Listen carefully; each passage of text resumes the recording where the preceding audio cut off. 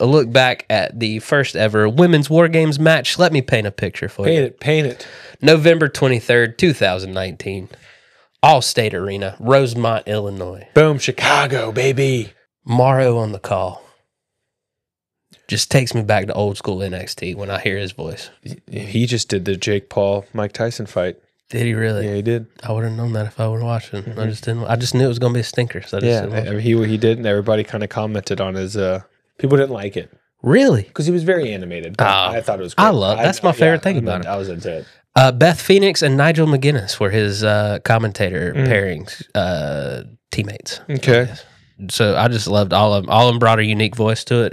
It added a lot to the event. This is when NXT was really. This was right after Triple H made that "We Are NXT," and they were really pushing them as a legit third brand. So if anything, this is when NXT was at its height. It was peaking at this moment. Yeah. Finn was back in the main event scene on the men's side.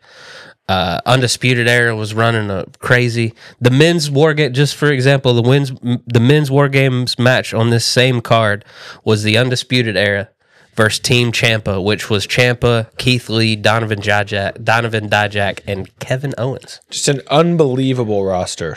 And they were such divided because this was leading into Survivor Series where it was Raw versus SmackDown versus NXT, and NXT actually came out on top of that. Yeah. So they were positioning NXT as a legit threat to Raw and SmackDown.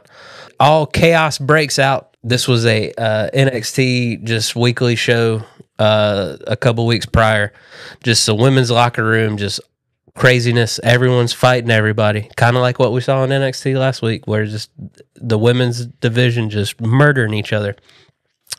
Enter Sir William Regal, and this is his infamous "Save it for War Games" that gets played all the time.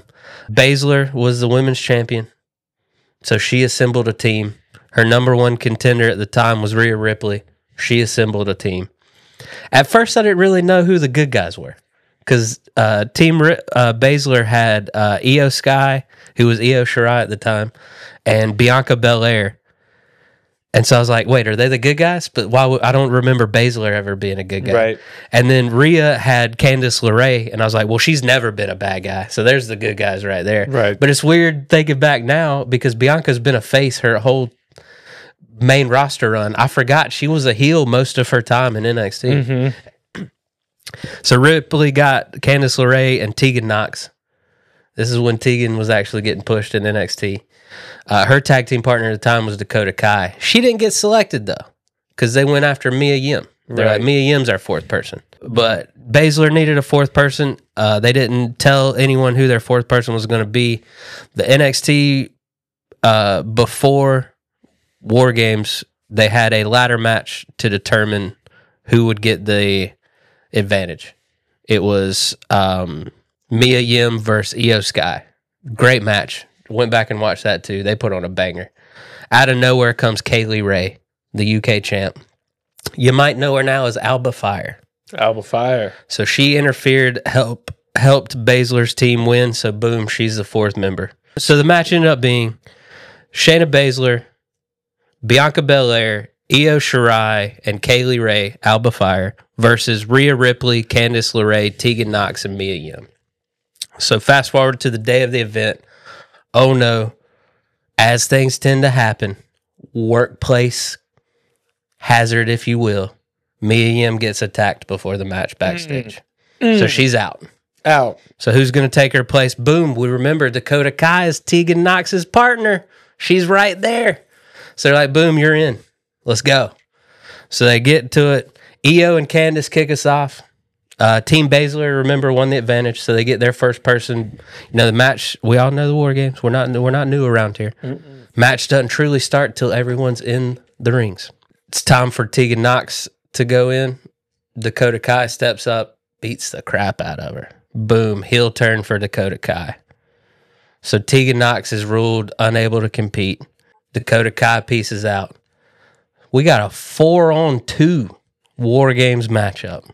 How in the world is Rhea Ripley, before we called her mommy, going to overcome these odds? not to mention an absolute breakout performance from Bianca Belair on the heel team. Nothing but rave reviews for her. She was the MVP of this match. Yeah. If you go back and read anything about this match, they can't. This is what made Bianca, the EST. Also, after watching the match myself, Alba Fire deserves a better push. Totally. She crushed it. She was doing some spots. She was taking some hits. This match was incredible. It was. Yeah. So we get Candice and Rhea just fighting for their lives. Somehow, Io ends up on the top of the cage.